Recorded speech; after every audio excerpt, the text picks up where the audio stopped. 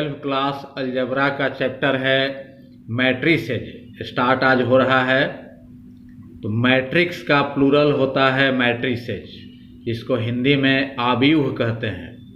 इसका डिफिनीशन है, परिभाषा है, a rectangular array of numbers और functions in rows and columns is called matrix. मतलब संख्याओं और फंक्शन का रो और कॉलम में आयताकार सजावट मैट्रिक्स कहलाता है, आव्यूह कहलाता है। It is denoted by ABCD से लेकर XYZ तक कैपिटल लेटर से इसको डिनोट करते हैं, सूचित करते हैं। जैसे एग्जाम्पल यहाँ दिखाया गया, ए मैट्रिक्स मान लेते हैं ये है, तो इसमें ये फर्स्ट रो हो गया, ये सेकेंड रो हो गया, इसमें 2 रो हैं, और ये फर्स्ट कॉलम है, ये सेकंड कॉलम है, ये थर्ड कॉलम है, 3 कॉलम्स हैं। तो पहले रो की संख्या 2 लिखा गया है, 2 रो है, और कॉलम की संख्या 1 2 3 है, 3 कॉलम है, ये लिखा गया है।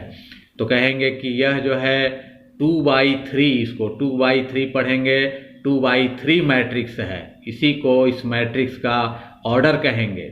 यहाँ पे लिखा हुआ है ऑर्डर, तो ये इस मैट्रिक्स का ऑर्डर हो गया 2/3। मतलब इसमें 2 रो हैं और 3 कॉलम्स हैं, और दोनों को मल्टीप्लाई कर दिया जाए तो 6 हो जाता है।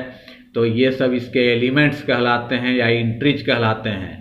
तो 1 2 3 4 5 6 एलिमेंट्स हैं, और ये 2 3 मल्टीप्लाई करने पर जो 6 आ रहा है वो नंबर ऑफ एलिमेंट्स बता रहा है। तो मैट्रिक्स को ऐसे स्क्वायर ब्रैकेट में भी लिखा जाता है, या ऐसे डबल लकीर दे करके भी लिखा जाता है। ये भी मैट्रिक्स का ही सिंबल है। तो मान लेते हैं ये B मैट्रिक्स है, और इसके एलिमेंट्स हैं 5 7 + 4 आयोटा, जो कि ये कॉम्प्लेक्स नंबर है, और ये हो गया 2 आयोटा, ये भी कॉम्प्लेक्स नंबर है, इमेजिनरी नंबर भी कह सकते हैं। 8 है, ये रियल नंबर है, रियल नंबर को भी कॉम्प्लेक्स नंबर कह सकते हैं। तो इसमें रियल नंबर भी हैं, कॉम्प्लेक्स नंबर भी हैं, इसमें केवल रियल नंबर से सब हैं। तो नंबर रियल नंबर भी हो सकते हैं, एलिमेंट्स कॉम्प्लेक्स नंबर भी हो सकते हैं। तो इसमें देखते हैं कि ये फर्स्ट रो है, ये सेकंड रो है, 2 रोज हैं, और first column second column 2 columns हैं। तो इसमें रो की संख्या 2 हो गई, कॉलम्स की संख्या भी 2 है। तो ये 2/2 मैट्रिक्स है, दोनों मल्टीप्लाई करने पर 4 हो जाता है, 4 इसके एलिमेंट्स हैं। इसी तरह ये C मैट्रिक्स है, तो मैट्रिक्स को ऐसे स्क्वायर ब्रैकेट में भी लिखा जाता है, कॉमन ब्रैकेट में भी ऐसे लिख सकते हैं। तो इसमें हम लोग देखते हैं कि इसके एलिमेंट्स हैं x², 5 9 4x sin x log x। तो यहाँ x² x का फंक्शन है, इसका वैल्यू x पर डिपेंड करेगा, x का फंक्शन है। इसी तरह sin x भी x का फंक्शन है, log x भी x का फंक्शन है। तो ये सब फंक्शन हैं। 4x भी x का फंक्शन है, ये 5 9 नंबर्स हैं। तो इसके एलिमेंट्स नंबर भी हैं, फंक्शन भी हैं। तो ये नंबर और फंक्शन का ये रेक्टेंगुलर अरे हो गया, आयताकार सजावट हो गया। इसमें रो भी बन रहे हैं, 3 रो बन रहे हैं, और 2 कॉलम बन रहे हैं। तो रो की संख्या 3 हो गई, कॉलम की संख्या इसमें 2 है। तो ये 3/2 मैट्रिक्स कहलाएगा। यही इस मैट्रिक्स का ऑर्डर हो गया, 3/2 मैट्रिक्स है। तो मैट्रिक्स हम लोग देखते हैं कि ये आयताकार सजावट है, रेक्टेंगुलर अरे है, और रो भी बन रहा है, इसमें रो भी बन रहा है, कॉलम भी बन रहा है। तो रो और कॉलम में ये रेक्टेंगुलर अरे हो गया, और इसमें नंबर्स भी हो सकते हैं, या नंबर में रियल नंबर भी हो सकते हैं, कॉम्प्लेक्स नंबर भी हो सकते हैं, और फंक्शन भी हो सकते हैं। और इसमें जो होते हैं ये नंबर या फंक्शन, वहीं इसके एलिमेंट्स या इंट्रीज कहलाते हैं। General form of M/N matrix. तो जिस मैट्रिक्स का ऑर्डर M/N हो, उसका व्यापक रूप या सामान्य रूप भी कह सकते हैं। मतलब उसमें रो की संख्या m है और कॉलम की संख्या n है। तो मान लिया कि A मैट्रिक्स है, और इसके एलिमेंट्स हैं Aij के फॉर्म में, Aij इसके एलिमेंट हैं। अगर B मैट्रिक्स यहाँ मानते तो यहाँ Bij मानते एलिमेंट्स को, C अगर यहाँ मैट्रिक्स होता तो Cij उसको मानते, और ये उसका ऑर्डर हो गया M/N। मतलब इसमें रो की संख्या m है, कॉलम की संख्या n है। और आई जो है रो बताता है, जे कॉलम बताता है। और यहाँ हम लोग देखते हैं कि ए आई का वैल्यू 1 हो गया, जे का वैल्यू भी 1, मतलब फर्स्ट रो फर्स्ट कॉलम। तो ये फर्स्ट रो है और ये फर्स्ट कॉलम, तो फर्स्ट रो फर्स्ट कॉलम का ये एलिमेंट है, इसको A11 से डिनोट किया गया। A12 का मतलब हुआ 1 ये रो बता रहा है, 2 कॉलम मतलब फर्स्ट रो सेकंड कॉलम, ये फर्स्ट रो में है और सेकंड कॉलम में है। A13 का मतलब ये फर्स्ट रो में है, थर्ड कॉलम में है। इसके बाद इसी तरह होगा A14 मतलब first row fourth column, A15 मतलब first row fifth column, A1n का मतलब हुआ कि फर्स्ट रो nth कॉलम का ये एलिमेंट है, ये nth कॉलम हो गया। और ये हो गया A21 का मतलब हुआ कि सेकेंड रो फर्स्ट कॉलम, मतलब ये फर्स्ट रो है, ये सेकेंड रो में है और फर्स्ट कॉलम में है, तो second row first column. A22 का मतलब हुआ सेकेंड रो सेकेंड कॉलम, फिर सेकेंड रो थर्ड कॉलम का ये एलिमेंट है, ये सेकेंड रो nth कॉलम का एलिमेंट है। इसी तरह ये हो गया A31 का मतलब थर्ड रो फर्स्ट कॉलम, ये फर्स्ट सेकेंड थर्ड रो में है और फर्स्ट कॉलम में है, तो थर्ड रो फर्स्ट कॉलम। ये थर्ड रो सेकेंड कॉलम में है, ये थर्ड रो थर्ड कॉलम में है, 3 हो गया। 3n का मतलब थर्ड रो nth कॉलम में है। इसी तरह फोर्थ रो के एलिमेंट को लिखेंगे यहाँ A41 fourth row first column, यहाँ उसके बाद A42 A43 ऐसे होगा। फिर फिफ्थ रो में इसी तरह A51 A52 A53 ऐसे होगा, यहाँ A5n हो जाएगा। और इसी तरह AM1 का मतलब हुआ कि mth रो फर्स्ट कॉलम, ये mth रो mवां रो और फर्स्ट कॉलम में है, ये mth row second column, mth row third column, फिर AM4 होगा, mth रो फोर्थ कॉलम।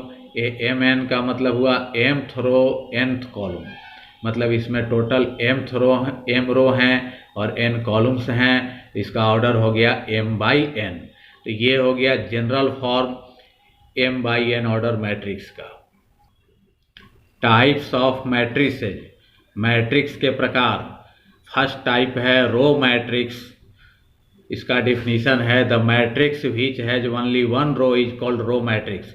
तो जिस मैट्रिक्स में केवल एक रो रहता है उसको रो मैट्रिक्स कहते हैं। एग्जाम्पल यहाँ देखते हैं कि इसमें एक ही एलिमेंट है, तो इसमें एक रो एक कॉलम बन रहा है, तो इसका ऑर्डर हो गया 1/1।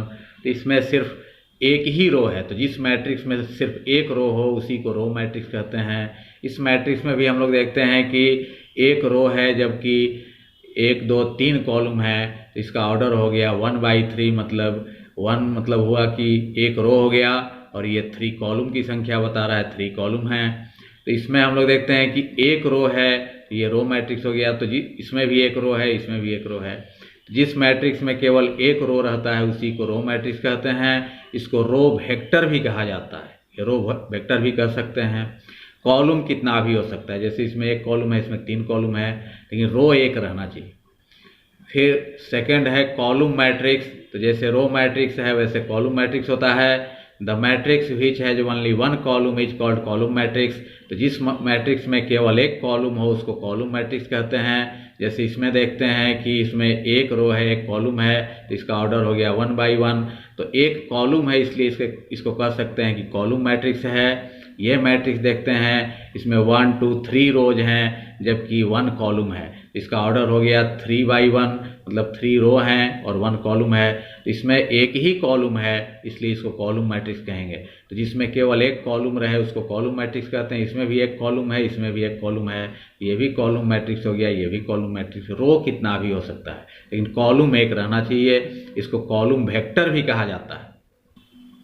थर्ड है square matrix. A m/n matrix is called square matrix if m is equal to n। मतलब एक m/n ये ऑर्डर दिया हुआ है मैट्रिक्स का, मतलब जिसमें m रो हो और n कॉलम हो, तो उस मैट्रिक्स को स्क्वायर मैट्रिक्स कहते हैं जब m और n इक्वल हो, मतलब रो की संख्या कॉलम के संख्या के इक्वल हो। तो जिस मैट्रिक्स में रो की संख्या कॉलम की संख्या इक्वल हो तो उसी को स्क्वायर मैट्रिक्स कहते हैं। जैसे इसमें देखते हैं कि 1 रो 1 कॉलम है, तो रो की संख्या भी 1 कॉलम की संख्या भी 1, दोनों इक्वल है, तो ये स्क्वायर मैट्रिक्स हो गया।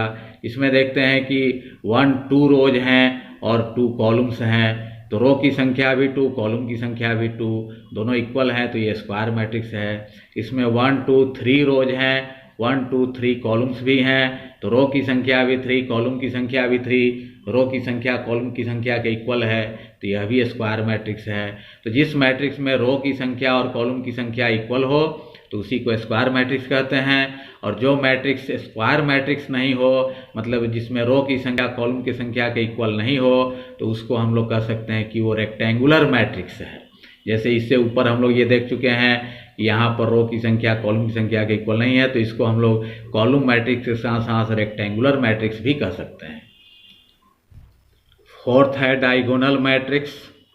ए स्क्वायर मैट्रिक्स AIJ इसका एलिमेंट है, ऑर्डर है n/n, मतलब रो की संख्या भी n, कॉलम की संख्या भी n, दोनों इक्वल है, तो ये स्क्वायर मैट्रिक्स हो गया। Is called diagonal matrix if AIJ is equal to 0, तो इसको डायगोनल मैट्रिक्स कहा जाता है। स्क्वायर मैट्रिक्स को ही डायगोनल मैट्रिक्स कहते हैं जब उसका एलिमेंट AIJ 0 हो, when I not equal to j, जहाँ जब I j के इक्वल नहीं हो, तो I रो बताता है, j कॉलम, मतलब जहाँ रो की संख्या कॉलम की संख्या के इक्वल नहीं हो वो एलिमेंट निश्चित रूप से 0 होना चाहिए। जैसे यहाँ देखते हैं कि ये स्क्वायर मैट्रिक्स है, इसमें 2 रो हैं 2 कॉलम है, रो की संख्या कॉलम की संख्या इक्वल है, तो स्क्वायर मैट्रिक्स हो गया। तो स्क्वायर मैट्रिक्स में 2 डायगोनल होते हैं, एक ये डायगोनल जो है जिस पर 2 5 है, इसको लीडिंग डायगोनल कहते हैं, मुख्य विकर्ण, और ये जो है जिस पर 0 0 है इसको कहेंगे सेकेंडरी डायगोनल है, द्वितीयक विकर्ण हो गया। तो जो लीडिंग डायगोनल होता है इस पर I और J का वैल्यू इक्वल होता है। ये जो एलिमेंट है ये फर्स्ट रो फर्स्ट कॉलम में है, तो इसको कहेंगे कि A 1 1 है, मतलब I भी 1 है, J भी 1 है, I और J का वैल्यू यहाँ इक्वल है। लेकिन यहाँ I J का वैल्यू इक्वल नहीं है, ये फर्स्ट रो में है सेकेंड कॉलम में है, तो यहाँ I का वैल्यू 1 है जबकि J का वैल्यू 2 है, इक्वल नहीं है। तो ये कहता है कि जहाँ I और J इक्वल नहीं हो वो एलिमेंट 0 होना चाहिए, तो यहाँ निश्चित रूप से 0 होना चाहिए। और ये यहाँ भी हम लोग देखते हैं कि यहाँ सेकेंड रो में है फर्स्ट कॉलम में है, तो यहाँ I का वैल्यू 2 हो गया और J का वैल्यू 1 हो गया, तो I J यहाँ भी इक्वल नहीं है, तो यहाँ का भी एलिमेंट 0 होना चाहिए। लेकिन ये 5 जो है लीडिंग डायगोनल पर है, तो लीडिंग डायगोनल पर I J इक्वल होता है, तो ये जो है सेकेंड रो में है सेकेंड कॉलम में है, तो I भी 2 हो गया J भी 2 हो गया, दोनों यहाँ इक्वल है, तो यहाँ का एलिमेंट 0 होना जरूरी नहीं है। लेकिन जहाँ I और J इक्वल नहीं हो, जैसे यहाँ इक्वल नहीं है यहाँ इक्वल नहीं है, तो यहाँ निश्चित रूप से 0 होना चाहिए एलिमेंट। लेकिन जहाँ I और J इक्वल हो वहाँ के लिए इसमें कुछ नहीं कहा गया है, तो वहाँ का एलिमेंट 0 हो भी सकता है नहीं भी हो सकता है। तो यहाँ अगर 2 के जगह 0 भी लिख दिया जाए तब भी यह डायगोनल मैट्रिक्स होगा, 5 की जगह भी 0 लिख दें तब भी डायगोनल मैट्रिक्स होगा। लेकिन यहाँ 0 के जगह कोई और नंबर अगर लिख दिया जाए तब यह डायगोनल मैट्रिक्स नहीं होगा। यहाँ भी 0 की जगह कोई और नंबर लिखा जाए तो यह डायगोनल मैट्रिक्स नहीं होगा। कहने का मतलब कि डायगोनल मैट्रिक्स जो होता है ऐसा स्क्वायर मैट्रिक्स होता है जिसके लीडिंग डायगोनल को छोड़कर बाकी जितने एलिमेंट हों वो निश्चित रूप से 0 हों। लीडिंग डायगोनल पर 0 हो भी सकता है नहीं भी हो सकता है। जैसे यहाँ भी हम लोग देखते हैं कि लीडिंग डायगोनल ये थर्ड ऑर्डर का मैट्रिक्स है, 3 रो 3 कॉलम है, ये भी स्क्वायर मैट्रिक्स है। तो इसमें हम लोग देखते हैं कि लीडिंग डायगोनल पर 7 0 5 है, तो लीडिंग डायगोनल का एलिमेंट एक 0 भी है, ये 0 नहीं भी रह सकता है। लेकिन लीडिंग डायगोनल को छोड़कर बाकी सभी एलिमेंट इसमें 0 हैं। तो लीडिंग डायगोनल पर I और J इक्वल होता है, तो यहाँ पर 0 हो भी सकता है नहीं भी हो सकता है। लेकिन इसको छोड़कर बाकी जो जगह हैं वहाँ I J इक्वल नहीं होता है, तो वहाँ निश्चित रूप से 0 है। तो लीडिंग डायगोनल को छोड़कर बाकी सभी एलिमेंट निश्चित रूप से 0 हों। लीडिंग डायगोनल पर 0 हो भी सकता है नहीं भी हो सकता है। यहाँ 0 की जगह और कोई दूसरा नंबर 2 भी लिख दिया जाए तब भी यह डायगोनल मैट्रिक्स होगा। लेकिन इन तीनों जगह में 0 के अतिरिक्त कुछ लिखा जाए तो डायगोनल मैट्रिक्स नहीं होगा। यहाँ भी 3 जगह पर 0 को छोड़कर कोई और नंबर लिखा जाए तो यह डायगोनल मैट्रिक्स नहीं कहलाएगा। ये तीनों जरूर 0 होना चाहिए। अब लीडिंग डायगोनल पर 0 हो भी सकता है नहीं भी हो सकता है। तो ये एग्जाम्पल हो गया। फिफ्थ है scalar matrix. If the diagonal elements of a diagonal matrix be equal then it is called scalar matrix. यदि एक डायगोनल मैट्रिक्स के डायगोनल एलिमेंट्स इक्वल हों तो उसी को स्केलर मैट्रिक्स कहते हैं। जैसे ये देखते हैं कि ये डायगोनल मैट्रिक्स है क्योंकि लीडिंग डायगोनल छोड़कर बाकी एलिमेंट जीरो हैं। ये भी डायगोनल मैट्रिक्स है, इसके लीडिंग डायगोनल छोड़कर बाकी एलिमेंट जीरो हैं। और लीडिंग डायगोनल के एलिमेंट्स इक्वल हैं, 2 2 है, इसमें 5 5 5 है। तो ऐसे मैट्रिक्स को स्केलर मैट्रिक्स कहते हैं। तो ये जो है इसको डायगोनल मैट्रिक्स भी कह सकते हैं स्केलर मैट्रिक्स को, क्योंकि लीडिंग डायगोनल छोड़कर बाकी सभी एलिमेंट जीरो हैं और इसके लीडिंग डायगोनल के सभी एलिमेंट्स इक्वल होते हैं। तो सभी स्केलर मैट्रिक्स को डायगोनल मैट्रिक्स कह सकते हैं, लेकिन सभी डायगोनल मैट्रिक्स को स्केलर मैट्रिक्स नहीं कह सकते हैं। जैसे ये डायगोनल है लेकिन स्केलर मैट्रिक्स नहीं है, क्योंकि इसके लीडिंग डायगोनल के एलिमेंट्स इक्वल नहीं हैं।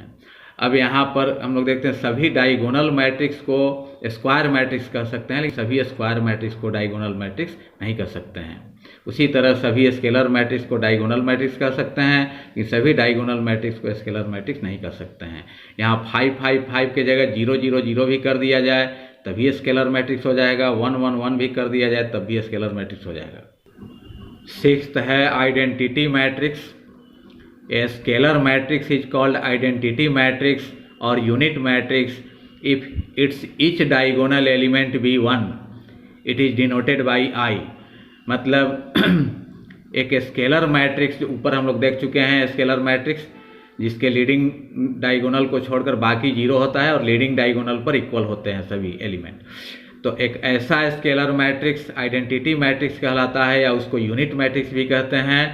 If it's each diagonal element भी 1, मतलब इसका प्रत्येक डायगोनल एलिमेंट 1 हो। तो यहाँ हम लोग it is denoted by I, और इसको आई से डिनोट करते हैं, आई फॉर आइडेंटिटी।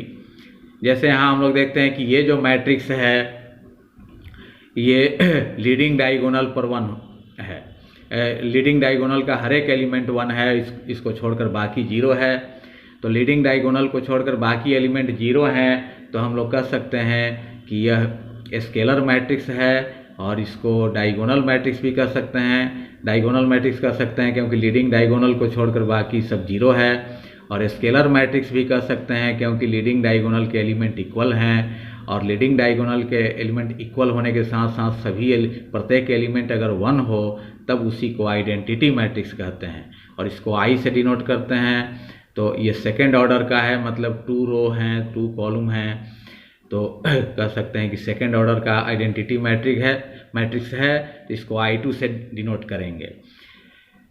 तो आइडेंटिटी मैट्रिक्स जो है इसको हम लोग कह सकते हैं कि यह स्केलर मैट्रिक्स भी है क्योंकि लीडिंग डायगोनल के एलिमेंट इक्वल हैं। इसको डायगोनल मैट्रिक्स भी कह सकते हैं क्योंकि लीडिंग डायगोनल छोड़कर बाकी सब 0 है, और इसको स्क्वायर मैट्रिक्स भी कहा जा सकता है। और इसका ऑर्डर 2/2 है, तो इसको I2 से डिनोट करेंगे।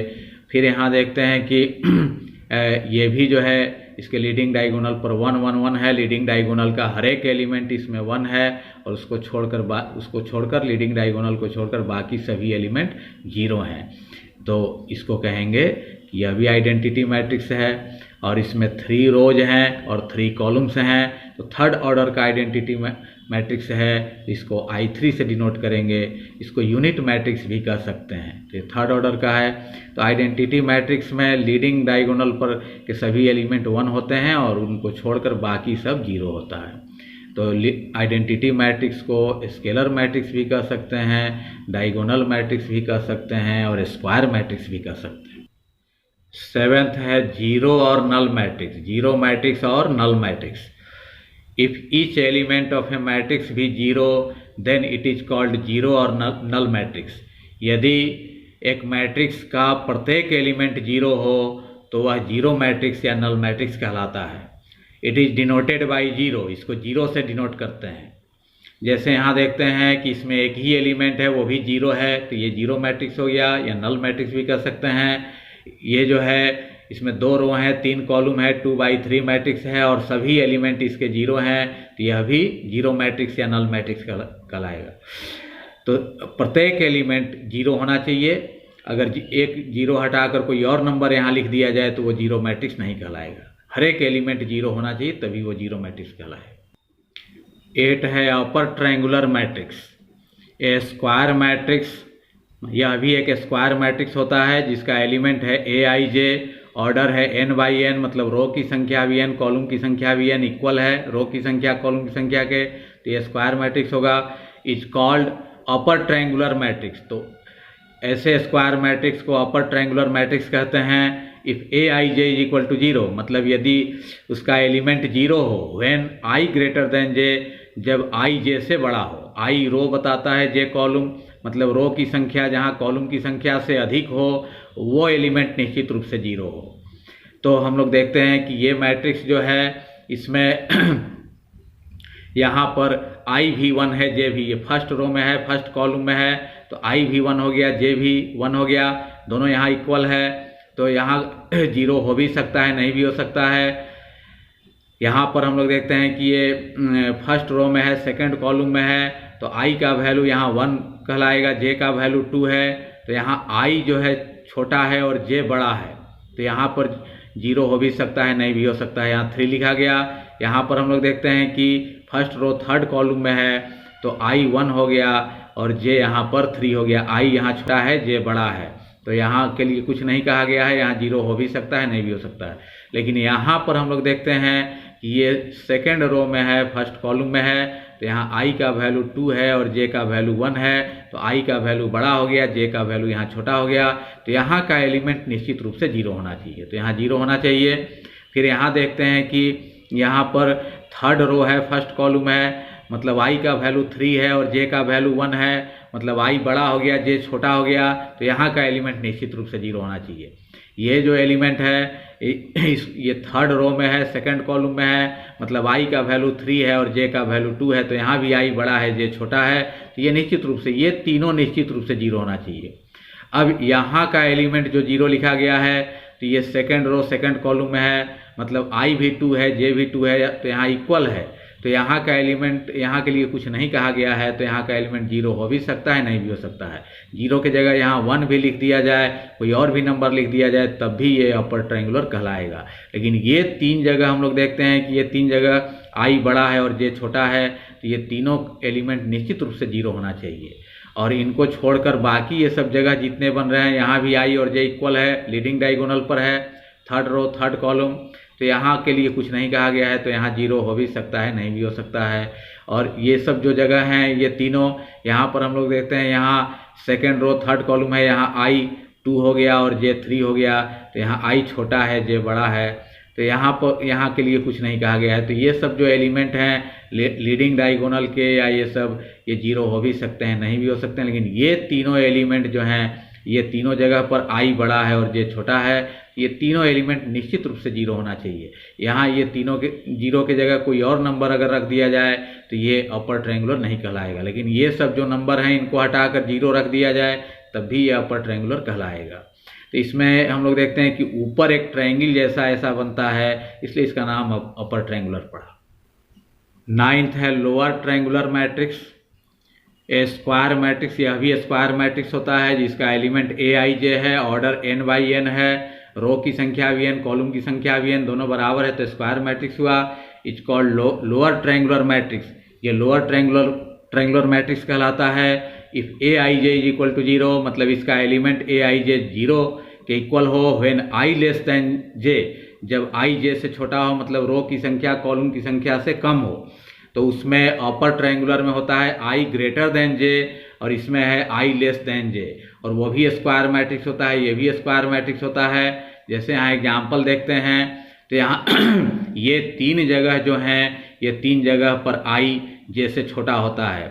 ये जो जगह है फर्स्ट रो सेकंड कॉलम में है, तो यहाँ i का वैल्यू 1 और j का वैल्यू 2 है, तो यहाँ i का वैल्यू कम है और j का वैल्यू अधिक है, तो ये यहाँ निश्चित रूप से 0 होना चाहिए।